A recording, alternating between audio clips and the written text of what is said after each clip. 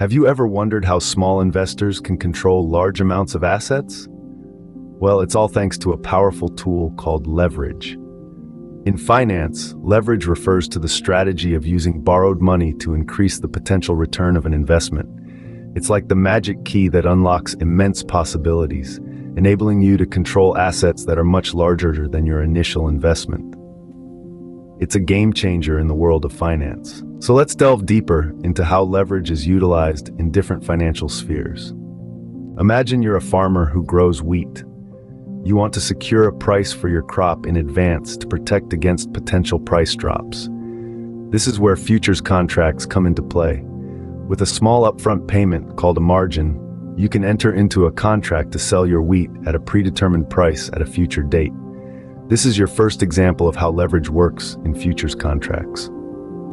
Now let's flip the coin. Picture yourself as an investor. You believe wheat prices will rise, but buying and storing actual wheat is impractical. Instead, you use a futures contract to buy wheat now at a fixed price, hoping to sell it later at a higher price. Again, you only need a small margin to control a large amount of wheat. This is your second example. In essence, leverage in futures contracts allows investors to control large amounts of commodities with relatively small capital. Think about buying an insurance policy on your car.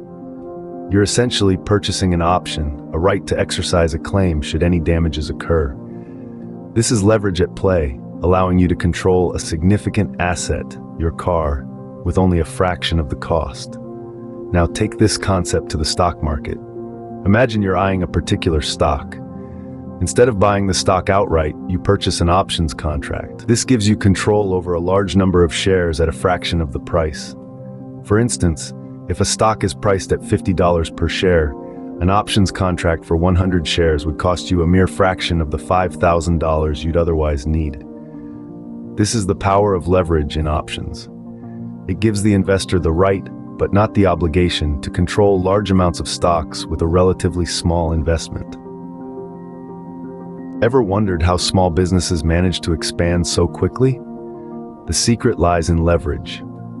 Starting with stocks, investors often use borrowed funds to buy more shares than they could afford on their own. Take, for instance, a savvy investor who leverages 10-to-1 to buy shares in a rising tech company.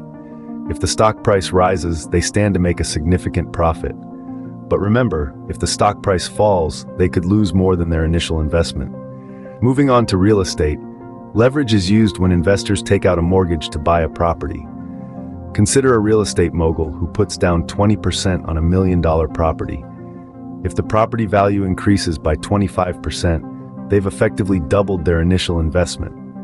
But if the property value drops, they're still on the hook for the mortgage. Lastly, businesses employ leverage by using borrowed capital to fund growth or operations. Imagine a small cafe owner who takes out a loan to open a second location. If business booms, they can quickly repay the loan and pocket the profits. However, if business slows, they may struggle to meet loan repayments. In stocks, real estate, and businesses, leverage can be a powerful tool to amplify potential returns, but it also comes with increased risk. So as with everything in investment, it's always about balancing risk and reward. So, we've seen how leverage can amplify returns, but what's the catch? Well, as with any powerful tool, leverage comes with its own set of risks. It's often likened to a double-edged sword, and for good reason. Just as it can magnify your profits, it can also magnify your losses. Picture this. You've leveraged your investment in a business, but an unexpected downturn in the market causes the business to lose value. Now, you're not just losing on your initial investment, but also on the borrowed funds. And guess what? You still have to pay back those funds with interest. This is why it's of paramount importance to manage your risk when using leverage. It's not enough to just chase the high returns. You must also have a plan in place to navigate the choppy waters of potential losses. Remember, leverage is a double-edged sword. It can amplify your gains, but also your losses. So we've taken a journey through the world of leverage in finance, a powerful tool that can amplify your gains across futures contracts, options, stocks, real estate, and even businesses. Remember, leverage is a double-edged sword. It heightens returns but also magnifies losses. Be sure to use it wisely and always stay informed. If you found this video helpful, don't forget to subscribe for more insights into the world of finance. Until next time, invest wisely.